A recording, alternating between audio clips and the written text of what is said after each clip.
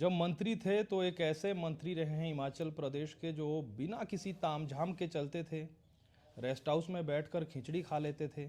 जब ये मंत्री थे तो इन्होंने पुलिस कप्तान तक को कह दिया था कि ज़्यादा सुरक्षा की ज़रूरत नहीं है, पुलिस को वहाँ लगाइए जहाँ ज़रूरत है। पोंटा में मुझे किसी से कोई खतरा नहीं है, अपने सारे लोग हैं और इस प्रोटोकॉल की आवश्यकता नहीं है। स्टाफ की कमी है, आप इनको लोगों के काम मिल गई। सुखराम चौधरी पांवटा साहिब से विधायक है, पूर्व में मंत्री रहे हैं और इस वक्त सरकार हिमाचल प्रदेश में बीजेपी की नहीं है। ऐसे में 3 साल पूरे हो गए हैं। हाल ही में कांग्रेस ने 3 साल का जश्न भी मनाया और ओवरऑल उनसे बातचीत करेंगे कि आखिर इन 3 सालों में बिना सरकार के कैसे पांवटा साहिब आगे बढ़ रहा है। चौधरी साहब, बहुत समय बाद आज फिर आपसे हम साक्षात्कार कर रहे हैं, बहुत स्वागत है आपका। थैंक यू, धन्यवाद। दूसरा, जो मैंने भूमिका में कई बातें कही, उन बातों से कितना सहमत है आप? देखिए, जहाँ तक जो आपने बातें कही हैं, जी मैं पोंटा प्रवास पे हूँ। जी मेरे घर के आगे पुलिस लगी रहे, वहाँ से चलें थोड़ा पोंटा थाने का एरिया पड़ता है, 200 मीटर पे फिर नहा पोंटा थाना शुरू हो जाता है। मैंने उनसे कहा है कि जब कोई बड़ा कार्यक्रम होगा उसमें आप इस तरह का ज़रूरत पड़ेगी तो मैं आपको बता दूंगा। पोंटा में मुझे किसी से कोई खतरा नहीं है, अपने सारे लोग हैं और इस प्रोटोकॉल की आवश्यकता नहीं है। स्टाफ की कमी है, आप इनको लोगों के काम मिल गई।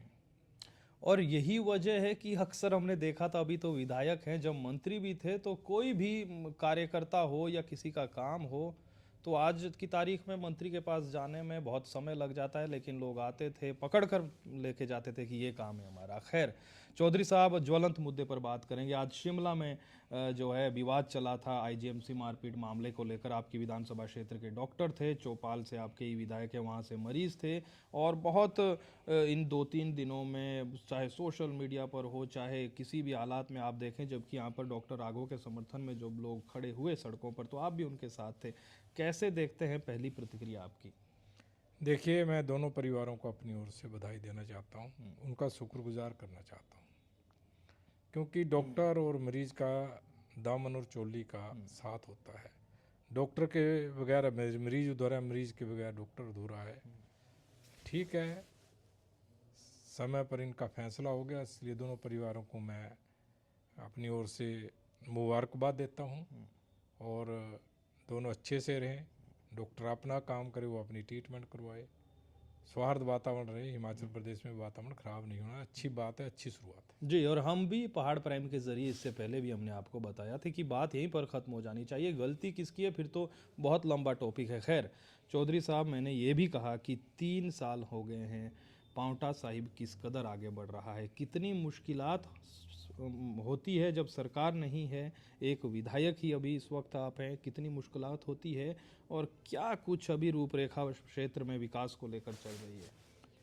देखिए, जहाँ तक पोंटा विधानसभा क्षेत्र है, मैं आज भी जो हमारी सरकार थी उस समय के मुख्यमंत्री आदरणीय जयराम ठाकुर जी को, उससे पूर्व जो मुख्यमंत्री आदरणीय प्रोफेसर प्रेम कुमार धूमल जी को, उनका आज भी मैं शुक्रगुजार करता हूँ। जब वो मुख्यमंत्री होते थे, पोंटा के लिए जो मैं मांगता था वो कभी इनकार नहीं करते थे। पोंटा को हम विकास में बहुत आगे लेकर गए हैं। वर्तमान में प्रदेश में कांग्रेस की सरकार है। मुख्यमंत्री साहब मेरा समय समय पर मिलना होता रहता है, ऐसी बात नहीं है। मैं 3-4 बार मुख्यमंत्री से मिला भी हूँ, मंत्रियों से भी मैं काफ़ी हद तक मिला हूँ।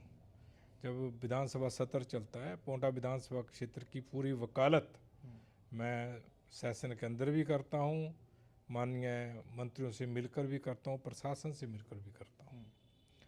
परंतु कई बार बड़ा दुख होता है, जो बहुत जेन्युइन काम है, आम पब्लिक के काम है, जिनसे लोगों को फायदा हो रहा है और राजनीति से ऊपर उठकर काम है, उन कामों को प्राथमिकता पे सरकार को करना चाहिए। जब वो काम नहीं होते, लोगों में रोष भी होता है और हमें भी अच्छा नहीं लगता। अगर पोंटा विधानसभा क्षेत्र की मैं बात करूं, आज अगर जो काम चले हैं वो केंद्र की सरकार द्वारा प्रायोजित स्कीमों के चले हैं। नवाड़ में हमारी 3 सड़कें स्वीकृत हैं। बद्रीपुर गुज्जर कॉलोनी से बांकुआ जामनी वाला खारा युद्ध स्तर पे काम चला है। दूसरी सड़क है हमारी गोंदपुर से कांसीपुर अजोली बांगरन, उस पर काम चला है। तीसरी सड़क हमारी श्यामपुर से मानपुर देवड़ा, ये तीनों सड़कें 27 करोड़ का बजट है, प्रधानमंत्री ग्राम सड़क योजना में इनके काम चले हैं।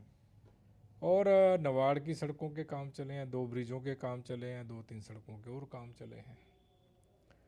परंतु इंटरस्टेट कनेक्टिविटी में CSR में एक ब्रिज स्वीकृत है, बन के तैयार है, आप सबको पता, वो बड़ी चर्चा में। कई बार आदरणीय मुख्यमंत्री से मैंने निवेदन किया, आदरणीय PWD मिनिस्टर से निवेदन किया। PWD मंत्री तो आकर भी गए यहाँ से। PWD मिनिस्टर साहब आए थे, उस दिन मैं भी साथ आया था। उन्होंने भी कहा था भी जल्दी इस समस्या का समाधान करेंगे। और पिछले 4 दिन पहले मैं स्वयं प्रशासन को लेके SDO PWD एग्रीकल्चर के अधिकारी को लेकर गया था। जो दोनों विभागों के बीच में विवाद है, जो असमंजस है, वो दूर कर लिया जाए। सड़क कहाँ से बनेगी, एग्रीकल्चर की लैंड है, वहाँ पर सड़क बनाई जाए दोनों विभागों के अधिकारियों को लेकर। क्योंकि मुझे आदरणीय विक्रमादित्य जी ने भी यही कहा था, जो PWD मिनिस्टर है, आदरणीय चंद्र कुमार जी एग्रीकल्चर मिनिस्टर से मेरी बात हुई, उन्होंने दोनों अधिकारियों को कहा था कि आप सही समस्या का समाधान करिए।